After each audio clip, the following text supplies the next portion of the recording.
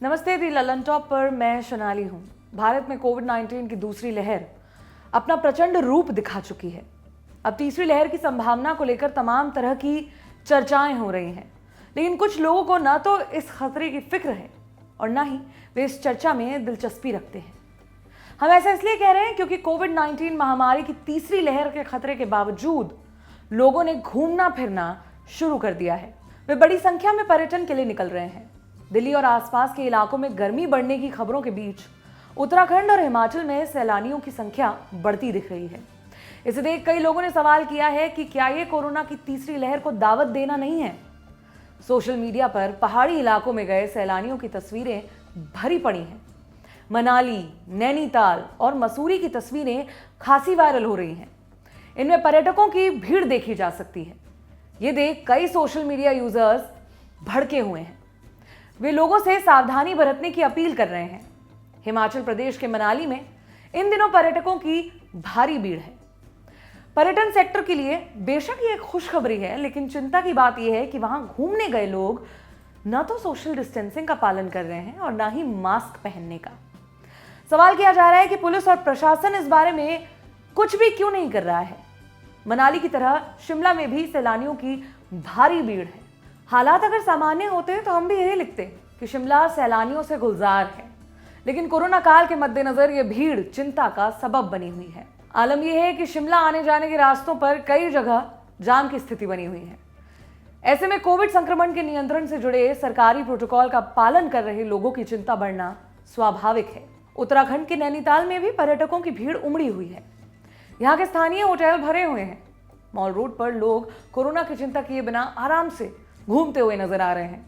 नैनीताल में पर्यटकों की भीड़ इतनी है कि कई जगहों पर पुलिस तैनात कर लोगों की गतिविधियों को रोकना तक पड़ रहा है। एक ट्विटर यूजर ने पुलिस प्रशासन पर सवाल उठाते हुए लिखा, जिस तरह से कुल्लू मनाली में होटल्स फुल हैं, पर्यटकों की लंबी लाइनें लगी हैं, लगभग बाढ़ सी आई हुई है, न तो सामाजिक दूरी है न मास्क है, लेकिन हिमाचल पुलिस पर्यटकों से कुछ नहीं पूछेगी। हाँ, आम गरीब हिमाचली दिहाड़ी लगाकर आएगा तो उसका बिना मास्क का चालान जरूर काटेगी। प्रशासन कर क्या रहा है?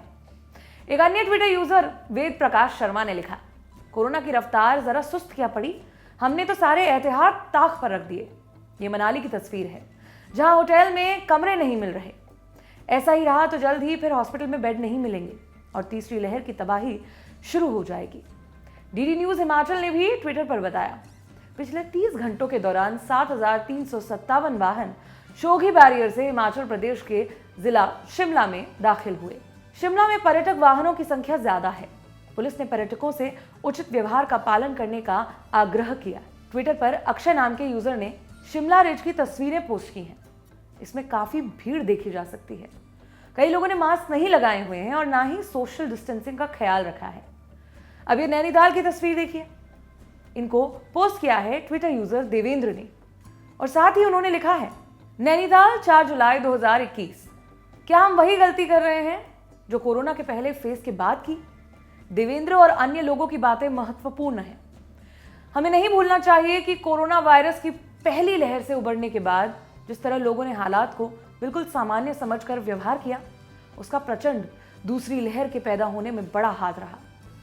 लेकिन दूसरी तरफ इससे भी इनकार नहीं किया जा सकता कि इस स्वास्थ्य संकट ने जहां सरकार के सामने अर्थव्यवस्था का संकट खड़ा कर दिया, वहीं लोगों के लिए भी अपनी आजीविका को फिर से बहाल करना एक चुनौती बन गया। कोरोना काल में जिन क्षेत्रों पर सबसे ज्यादा बुरा असर पड़ा है, उनमें पर्यटन भी शामिल है। लेकिन यह भी तो नहीं कहा जा सकता कि चूंकि दूसरी लहर खत्म हो गई है, इसीलिए लोगों को पहले की तरह बाहर निकलना शुरू कर देना चाहिए, क्योंकि तीसरी लहर का खतरा सबके सर पर अभी भी मंडरा रहा है। ऐसे में लोगों को यही सलाह है कि जब तक बहुत जरूरी ना हो, वो घूमने फिरने का प्रोग्राम बनाने से परहेज करें। कहीं जाएं तो मास्क जरूर पहने और सोशल डिस्टेंसिंग का कड़ाई से पालन करें। ये खबर आपके लिए लिखी है हमारे साथी वरुण ने। मैं हूं सोनाली। देखते रहें दी ललन टॉप। शुक्रिया।